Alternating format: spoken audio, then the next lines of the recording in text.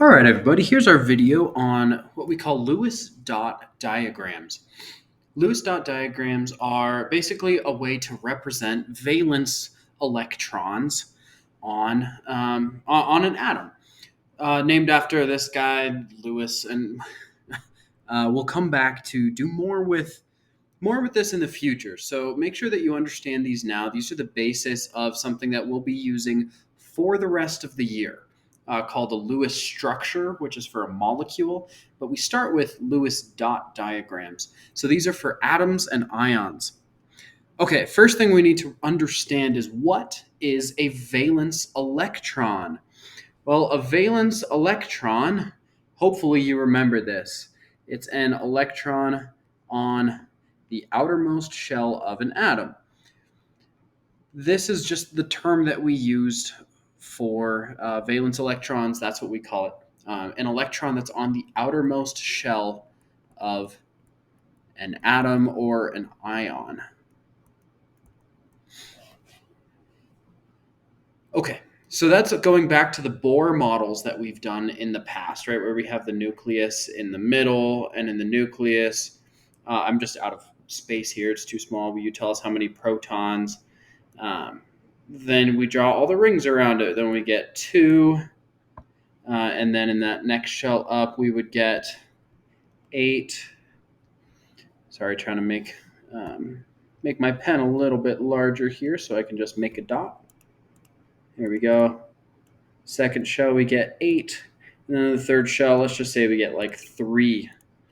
Okay, so this would be, no, we'll do two. This would be magnesium, the one that I just drew, because magnesium here, it's got electrons in the 1, 2, 3 third shell, and it's got two electrons. So that is magnesium, what we just drew over there.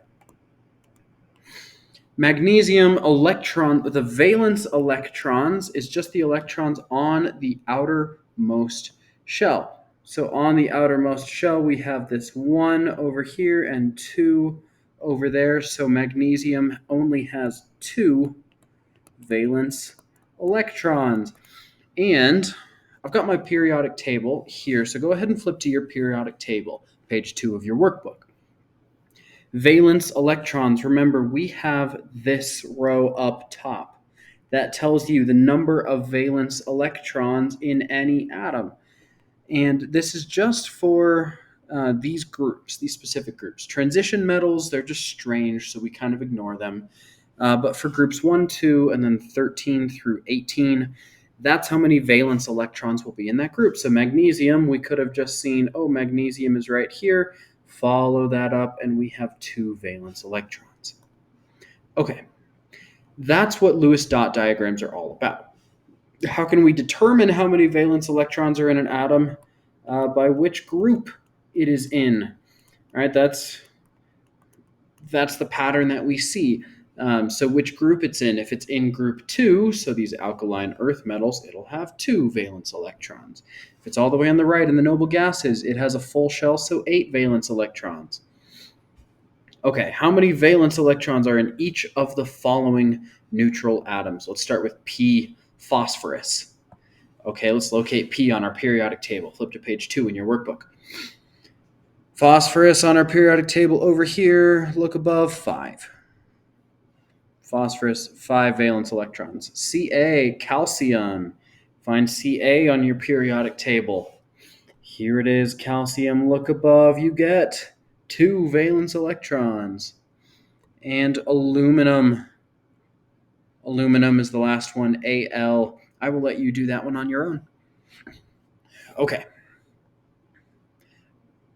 Draw the Lewis dot diagram for each of the following elements after you do aluminum. So if you didn't get aluminum's number of valence electrons, do that right now first. I'll move on, but you can pause the video and start back up again. Draw the Lewis dot diagram for each of the following elements. Okay, the Lewis dot diagram. Here's where I teach you how to do the Lewis dot diagram. Okay, Lewis dot diagram. Basically, if I have one valence electron, it goes up top. We're going to pretend, because on our periodic table. 8 valence electrons is the most we can have. And in that, right, each atom, if we have 8 valence electrons, I'm going to pretend like each one of these has 4 sides. So we've got essentially one side up top, one side there, one side here, and one side there. Then we just have to fill in electrons in order. So hydrogen is up top. Hydrogen just gets 1 because it has 1 valence electron. And you can remind yourself from the periodic table, right? This group has 1, 2, and then we skip all the transition metals. 3, 4, 5, 6, 7, and 8 valence electrons. Now the only exception to that is helium. Helium has 2 protons. Its atomic number is 2, as we can see from our periodic table. Helium's atomic number is 2, which means it can't have any more than 2 electrons. Otherwise, it would be an ion. So helium only gets 2 valence electrons, but it is the only exception to our rule of just looking at the pattern. Helium gets 2. Everything else gets whatever it says up above its screen. Example, carbon gets 4, silicon gets 4. Okay, so helium's the exception. Now all we have to do is learn what order do I put these in. So let's take a look. I'll just show you on hydrogen first, real fast. So for ordering these, we have, actually I'll draw one right over here, hydrogen. And I'll move it down so you know it's not in that 2 spot. The first one goes there. The second one goes also up top. Then 3, 4, 5, 6, 7, 8. This is what's weird. So we go, the first 2 go up top, and then 3, 4, 5, 6, 7, 8. So this is kind of our strangeness that is associated with Lewis dot diagrams, but once you learn the pattern, it's that way forever. Okay, let's practice with these. Here's what I'll do, actually. Instead of saying hydrogen, I'll say X, like an element X. There is no actual element X. That's just a placeholder. Just to say the first electron around any element would go there, then the second. 3, 4, 5, 6, 7, 8. Okay, let's try some of these out. So hydrogen with just 1 electron, 1 valence electron, it goes in the spot that the first valence electron gets. Lithium is also in the column with 1 valence electron, so it gets the same 1. Sodium also gets the same 1. It's in that same column. Okay. Here, I'll move our key over to the side so we don't think it's in the way. All right, next column over, beryllium is our next one. So beryllium's in group 2. It has 2 valence electrons, and we remember our order, 1, 2. So we'll have both top ones filled. Then over here, magnesium, same thing, 1, 2. Okay, so that's our group with 2 valence electrons. Now we do 3. So here, I'll go 1 row at a time now. So we'll do boron. 1, 2, and then our third goes right there. And I'll drag this over so we can see this again over on this side. So boron has 3. 1, 2, 3. Carbon has 4. 1, 2, 3, 4. Nitrogen with 5. 1, 2, 3, 4, 5. Oxygen is in the column that has 6. 1, 2, 3, 4, 5. And 6 means we go and pair up on the right side again. Fluorine, we're in the column with 7. 1, 2, 3, 4, 5. 6, 7. Okay, then over here, neon is in the column with 8. 1, 2, 3, 4, 5, 6, 7, 8. So neon, we can see it has all 8 slots filled. There's 8 slots around the 4 sides of the atom. So neon, just like all the noble gases, it can't bond because it looks perfectly happy as it is. It has a full valence shell. Helium. Okay, we'll go up here to helium. Remember, helium is our exception. Helium does not have 8, even though it looks like it should. Helium only has 2. 1, 2. Okay. We have now our last row, and I'm going to erase these so you have to think about them again. Here's what I would like for you to do. Pause the video and then go through and fill out these last 8. See if you can get those right. Pause the video now. Go do that. Okay, I will fill these out. 1 is on that far left row, that alkali metals. Magnesium, 2, 1, 2. Aluminum, 1, 2, and then 3.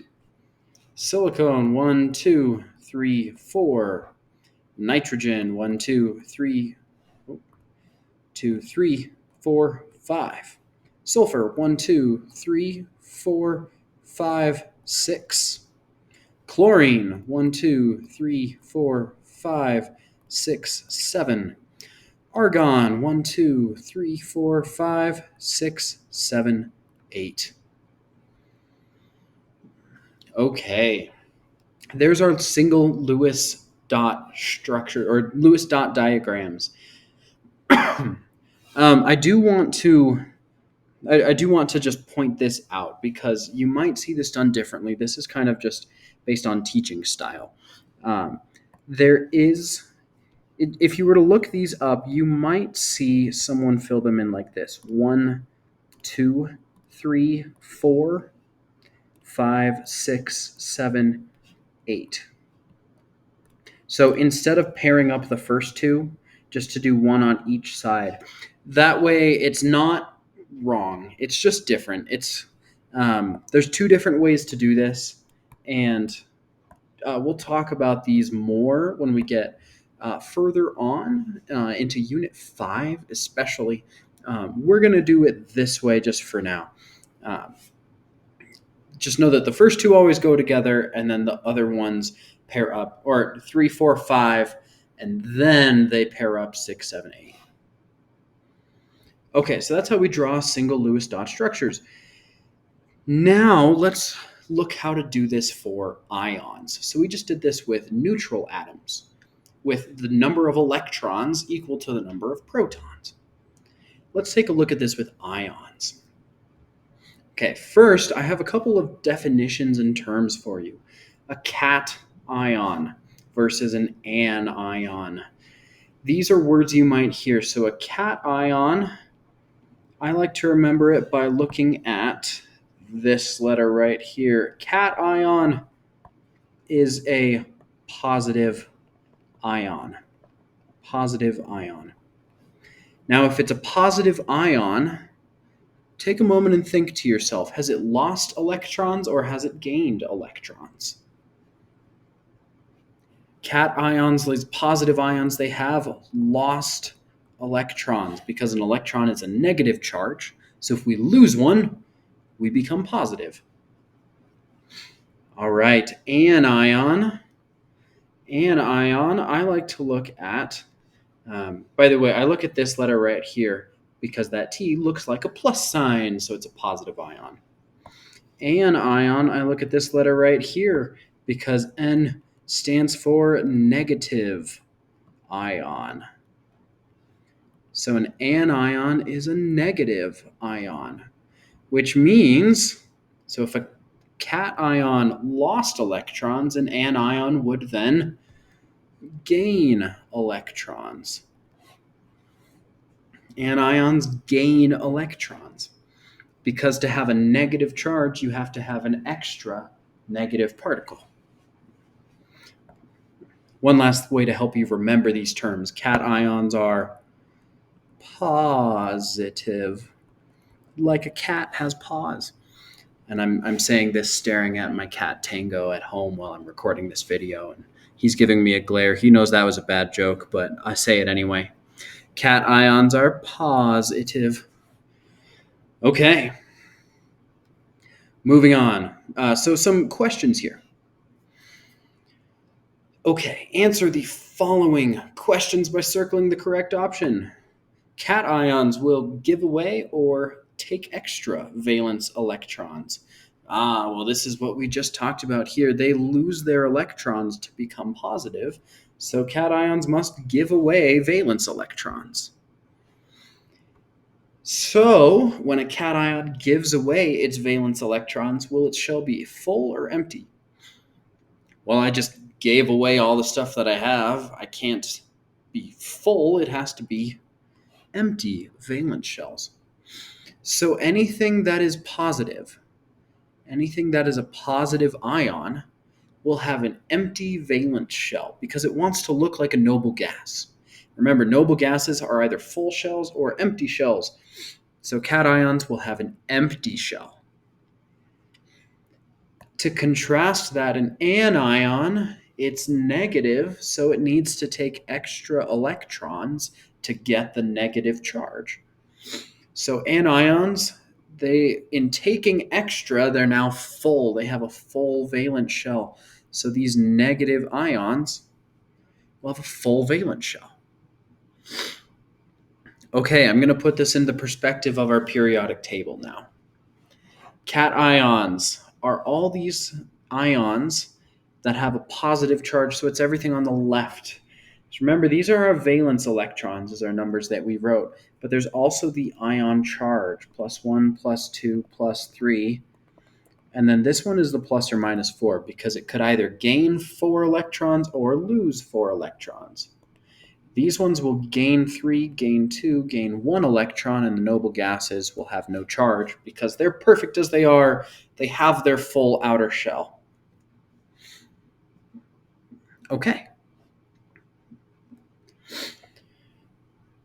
So cations are all these ones on the left side of the table. Cations, everything on the left side, because that's where we find all the positive charged ions. There's the +1s, the +2s, the +3s. On the other side, we have the anions. Anions are all the negative charges, the -1s, the -2s, and the -3s. Okay, so anything that's on the right side will be a cation. Anything that's on the right side will be an anion. Left side will be a cation. Okay. Now that we've defined those terms, let's draw the Lewis dot structure for these ions here. Okay, sodium plus, Na plus, which means Na with a charge of +1. Well, to have a charge of +1, it has to have done what with its electron, with its valence electron? Given away or taken an extra? Remember, electrons are negative, so to have a positive charge, it has to give away 1 electron.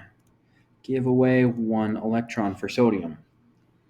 So to draw a Lewis dot diagram for the ion, here's what we do. We come up to what it had. So here was sodium. It starts with just the 1. So we go from Na that has 1 valence electron. And now with that positive charge, we must give away 1 electron. Oh, well, it only has 1. So that means sodium, Na plus, that's it. This is how we say that's it, is brackets. So we have brackets, and it has that plus charge right there, so we know it's a positive ion. Okay, and this, just to point this out, this matches what we said up here in number 6. Cations will have a empty valence shell. Well, sodium is a positive ion, so it's a cation. it has an empty valence shell. So there are no electrons in its outer shell. Whereas oxygen, 2 minus. Let's look what oxygen starts as up here. Oxygen starts right here. It has 6 to start off. So oxygen, it has 6 to start off. So I'll actually start just by giving it its 6. 3, 4, 5, 6. And then we can do what we need to with this 2 minus. Now electrons are a negative charge, so if it has 2 minus, that means 2 extra electrons. Excuse me. 2 extra electrons. So we can't just draw the 6 that we have right here. That's 1, 2, 3, 4, 5, 6. We have to give it 2 extra because it's a negative sign. So 6, 7, 8. And I'll kind of rearrange these to make them look a little bit nicer here. So we have these 8 electrons now. We started with 6, and then this 2 minus charge means we have 2 extra electrons. So we get 8 electrons. And remember how we say that's it. For ions, we have to do the brackets. And this tells us this is oxygen with a 2 minus charge, but it has a full valence shell of electrons. Let's remind ourselves, anions, they take extra electrons. Oxygen did just that. It started with 6 and it took 2 extras. Therefore, anions will have a full valence shell. It has all 8 filled in. Unlike sodium, which was empty, it had none filled in. Okay, let's take a look at the next one. Calcium, Ca2+. Well, let's see what calcium started as. Calcium is, we didn't do this. We have to figure out what calcium starts as. So let's go back, look at our periodic table. Okay, here's calcium. Calcium is in our column, in our group with 2 valence electrons. Okay, so it starts with 2. Let's fill those in. Calcium starts with 2. Remember, our first 2 go up top. 1, 2. Okay. Now, let's see what's changed. 2 plus, that means 2 extra protons. Remember, we can't add extra protons and make it still calcium, so we have to use only the electrons. So instead of 2 positives, we take away 2 negatives. Remember, cations, the positive ions, will give away valence electrons, and this tells us how many. So it gives away its 2. 1, 2. And we say, that's it, we're done. Calcium with a 2 plus charge has an empty valence shell. Remember, cations give away their valence electrons. Therefore, cations have an empty valence shell.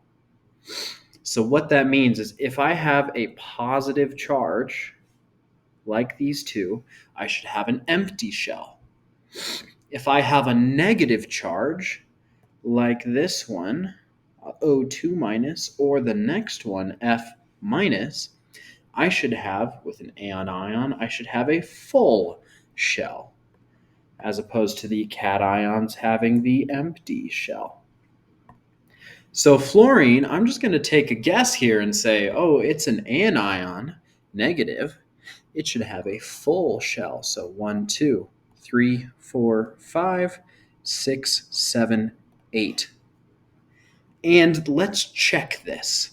Fluorine starts with 7 valence electrons. It's in our group with 7 halogens. So fluorine starts with 7, and we get a negative sign, so that is 1 extra electron. So it would get 8. Look at that. Okay, and then with brackets to say, we're done, that's fluorine. Okay, then hopefully by now you can see the trend. Aluminum has a 3 plus It's a positive ion. It is cation.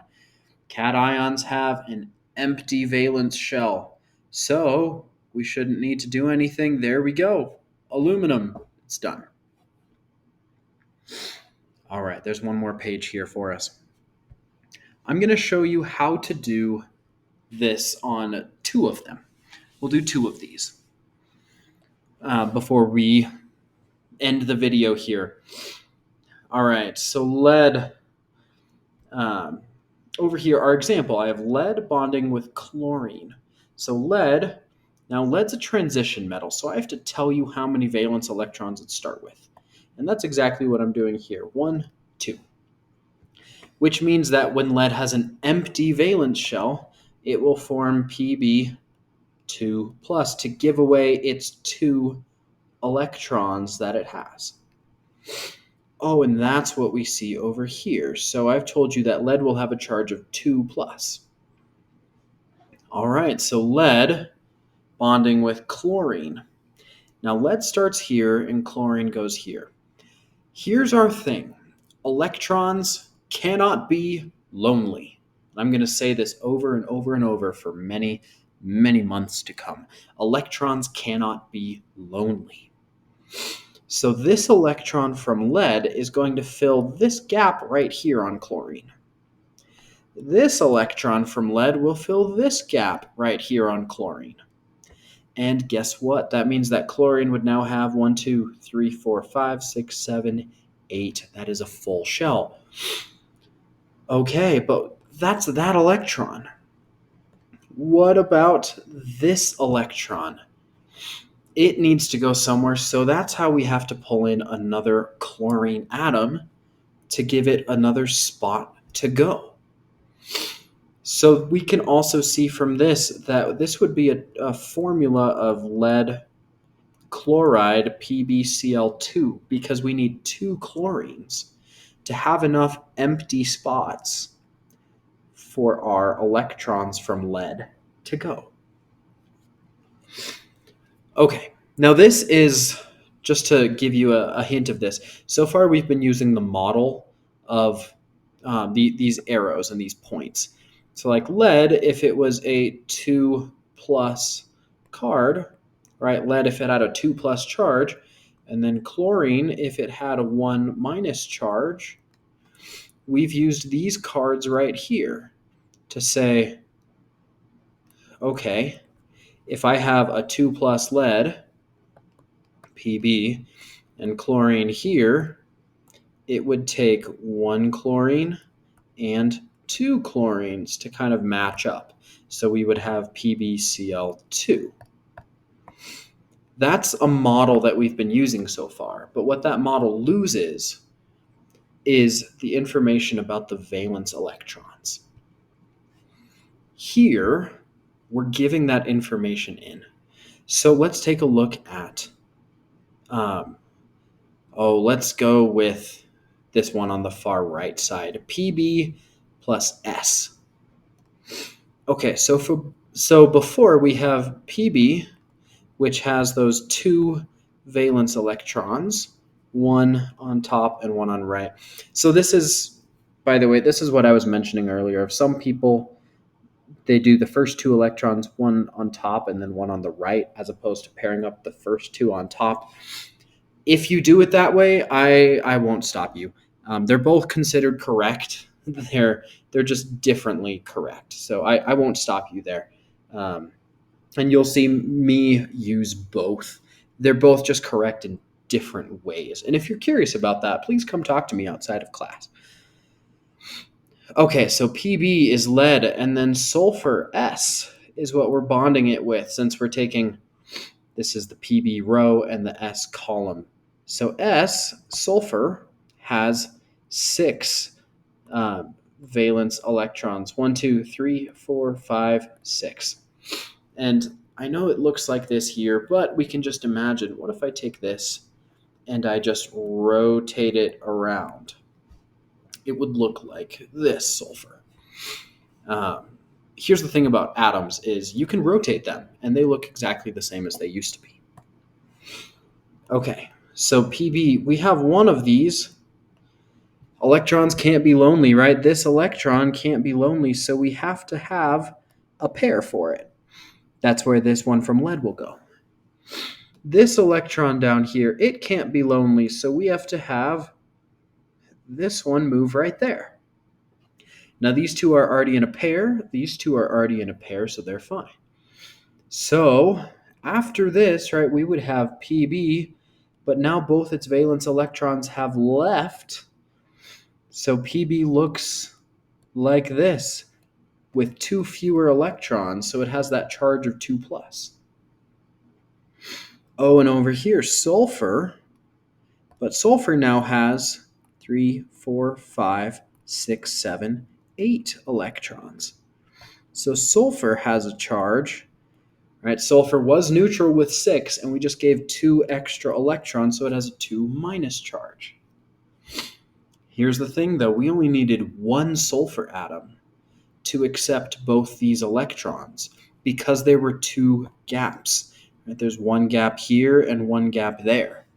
So we only needed one sulfur atom for one lead atom, as opposed to the chlorine, where we needed one chlorine for this electron and another chlorine for the other electron. So we needed PbCl2 to have 2 chlorines. Over here, we just needed PbS. We only needed one lead and one sulfur to have a neutral atom, because this electron could transfer and this electron could transfer. Okay, and to wrap it all together, remember, a positive charge does what to a negative charge? Attracts. So here we have a positive charge, right? Our lead has a charge of 2 plus. Here our sulfur has a charge of negative 2 minus, because it now has these extra 2 electrons from lead. But what does a positive do to a negative? They attract. And that is an ionic bond. That's an ionic bond, because we have 2 ions that attract each other. So the electrons were given from lead and received by sulfur. Now we have a positive ion and a negative ion that attract each other. That, my friends, is an ionic bond. Okay, let's try one more of these. One more. Oh, let's do this bottom one with iron. So Fe, I'll do I. We haven't done any with iodine yet. So Fe with iodine. Fe, notice it has 1, 2, 3 electrons. So for iron to be empty, to have an empty shell, it would have to lose 3 electrons. So 3 electrons go bye-bye, which is why we have a 3 plus. So iron would form a 3 plus charge, because I'm telling you it starts with 3 electrons here. All right, and then let's combine it with iodine, which I think is the second column here. Yes, iodine, this second column over. So before we have a Fe charge, iron, and iron has 3 valence electrons. 1, 2, 3. Or just to show you, it could be 1, 2, 3. Then iodine has 1, 2, 3, 4, 5, 6, 7. It's in the halogens. So if we look at our periodic table, iodine over here, it has 7 valence electrons, so we need to have the 7, which is what we see over here. It has 7 valence electrons. Okay. So here we go. Let's show our electrons transferring, which is an ionic bond. Let's show these. So one, I'll make my pen just a little bit smaller here so we can be a little bit neater in our drawing. Okay, 1 from iron will transfer over. But, okay, so this iodine will be happy. It'll have a pair. or a full pair there, so it'll have 8 electrons total. But iron, it's still not happy. It still has 2 extras. So we have to add another iodine. Iodine 1, 2, 3, 4, 5, 6, 7. Well, iron wants to get rid of it, so this one has the room to fit in here with this iodine. Okay, so once that moves in, this iodine will have all 8 with that one filled in. So this iodine's happy. Oh, but iron still has one more to get rid of. So iodine, we need one more. 1, 2, 3, 4, 5, 6. Oh, I'm sorry, I didn't fill those in correctly. 1, 2, 3, 4, 5, 6, 7. Okay, so this last electron from the iron can fit over here to make that pair on that iodine. So this iodine will have all 8 electrons once that last one fills in. Now iron's gotten rid of all 3 that it had, so iron's now happy. So what this shows us is that we will have FeI3, iron iodide, but with 3 iodines and 1 iron. Right, we have to show this after. Fe will have a charge of 3 plus because it got rid of 3 electrons. Then iodine, each one of these will have a charge of 1 minus because it gained an extra electron. Right, each one of these gained 1 extra electron into that space right there. So iodine with a charge of 1 minus, or you can leave off the 1. A second iodine with a charge of 1 minus, and a third iodine with a charge of 1 minus. And remember, these are all attracted to each other because positive ions attract negative ions. So those are all attracted in an ionic bond.